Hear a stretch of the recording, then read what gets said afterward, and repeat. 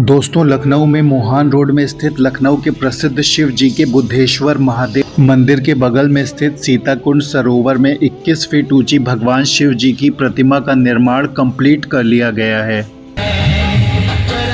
मंदिर के main gate तक पहुंचने के लिए थोड़ा पैदल चलना पड़ता है। ये मंदिर का मेन गेट है।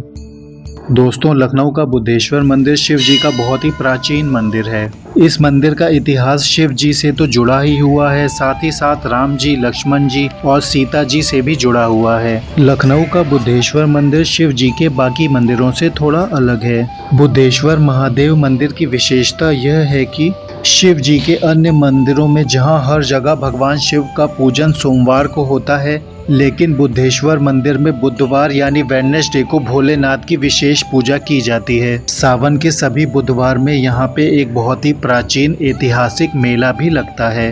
शिव जी के मंदिर के बगल में लगने वाला बुद्धेश्वर मेला लखनऊ के प्राचीन मेलों में से एक है। लखनऊ के प्राचीन बुद्धेश्वर मंदिर की स्थापना को लेकर कई कहानियां प्रचलित हैं। इसमें से 3 कहानियां प्रमुख हैं। पहली कहानी यह है कि भस्मासुर राक्षस को भगवान शिव का वरदान था कि वह जिसके सिर पर हाथ रखेगा वह भस्म हो जाएगा। ऐसी मान्यता है कि भगवान भोलेनाथ ने जब भस्मासुर को वरदान दिया तो वह भगवान शिव पर ही वरदान आजमाना चाहता था, तो देवों के देव शिव जी यहीं आए थे। इसी मंदिर में आगे शिव जी को बुद्धि आई, यानी कि आइडिया आया, और उन्होंने भस्मासुर को नाचने के लिए कहा था। नाचते नाचते भस्मासुर इतना नाचने में लीन हो गया कि उसने गलती से खुद ही अपने सर पर अपना हाथ रख लिया और वह स्वयं ही भस्म हो गया। बुद्धेश्वर मंदिर से संबंधित दूसरी कहानी ये है, ऐसी मान्यता है कि भगवान श्री राम ने जब माँ सीता का त्याग किया था तो वन जाते समय लक्ष्मण और हनुमान जी इसी स्थान पर रुके थे। माँ सीता ने यहीं पे भगवान शंकर की स्थापना की थी।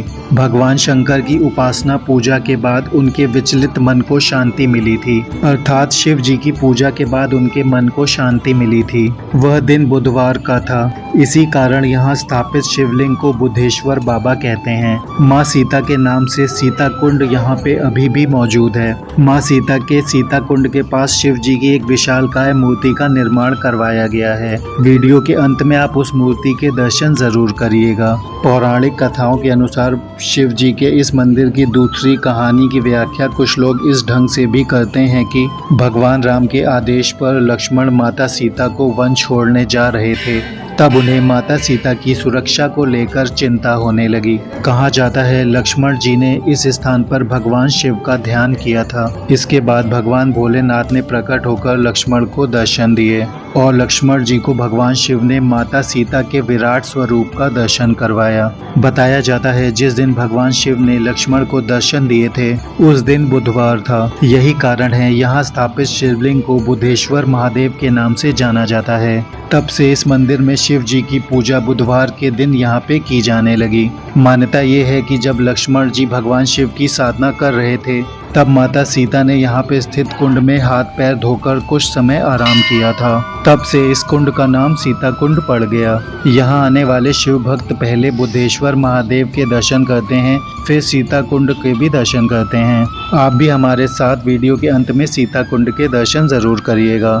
लखनऊ के ऐतिहासिक बुद्धेश्वर महादेव मंदिर को लेकर और भी कई मान्यताएं जुड़ी हुई हैं। मंदिर के इतिहास के बारे में बताया जाता है कि यहाँ पर एक गुफा थी। जब भगवान शिव से वरदान पाकर भस्मासुर नामक राक्षस भगवान शिव का ही वध करना चाह रहा था, तो भगवान शिव भस्मासुर से बचने के लिए इसी गुफा में कई दिनों तक छिपे रहे थे, जिसके बाद से ही यहाँ पे भगवान शिव का वास माना जाता है। कहा जाता है भगवान शिव आज भी यहाँ पे विराजमान हैं। भगवान शिव के इस प्राचीन मंदिर से जुड़ी तीसरी कहानी यह है कि त्रेता युग में जब राम जी और सीता जी चित्रकूट जा रहे थे तो रास्ते से गुजरते वक्त वह बेहद भावुक थे। विचलित मन से उन्होंने शिव शंकर को याद किया। सौभाग्य से वह दिन बुधवार था। इसी घटना से इस मंदिर की मान्यता जुड़ी हुई है। भगवान राम ने बुधवार के दिन मानसिक शांति पाने के लिए इसी स्थान पर भगवान शिव की पूजा की थी, इसीलिए इस मंदिर का नाम बुद्धेश्वर पड़ा। संभवतः पहला ऐसा यह शिव मंदिर होगा जहां भगवान शिव की पूजा बुधवार को की जाती है। कहा जाता है श्री रामचंद्र जी ने विचलित मन से शिव शंकर को यहीं पे याद किया था। ऐसी मान्यता है कि बुधवार को यहाँ पे शिव जी के दर्शन करने से मानसिक कष्टों से मुक्ति मिल जाती रहती है। सावन के महीने में कांवरियों के विश्राम करने के लिए यहाँ पे विश्राम स्थल भी है। कहा जाता है सावन माह में इस मंदिर की पूजा अर्चना जरूर करना चाहिए।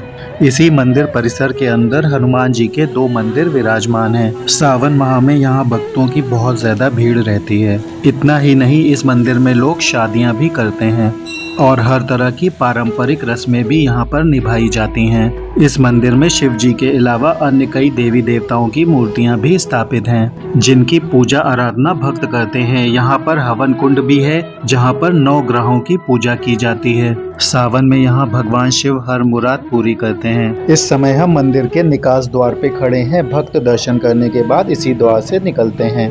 मंदिर में बुधवार के दिन शिव जी पर जल अर्पित करने से मनोकामनाएं पूरी होती हैं। शिव जी की बुधवार को विशेष पूजा करने से मन को बौद्धिक शांति प्राप्त होती है। आपको यहाँ पे शंकर जी के साथ साथ माता दुर्गा के भी दर्शन होंगे और यहाँ पे साईं भगवान का भी एक छोटा सा मंदिर विराजमान है। इस मंदिर में जो भी 11 या 21 बुधवार लगातार आता है और घंटी बांधने का संकल्प लेता है, उसकी भगवान शिव बड़ी से बड़ी मनोकामना पूरी करते हैं। यहाँ से अब आपको सीता कुंड ले चलते हैं। इसी कुंड के पास सीता जी ने विश्राम किया था। इसी कुंड के पास में ही शिव जी की ऊंची विशालकाय भव्य मूर्ति का निर्माण जुलाई 2024 में पूरा हुआ है। ओम नमः शिवाय। वीडियो अच्छा लगा हो तो लाइक, शेयर और कमेंट ज़रूर करिए और चैनल को सब्सक्राइब करना ना भूलिएगा। धन्यवाद।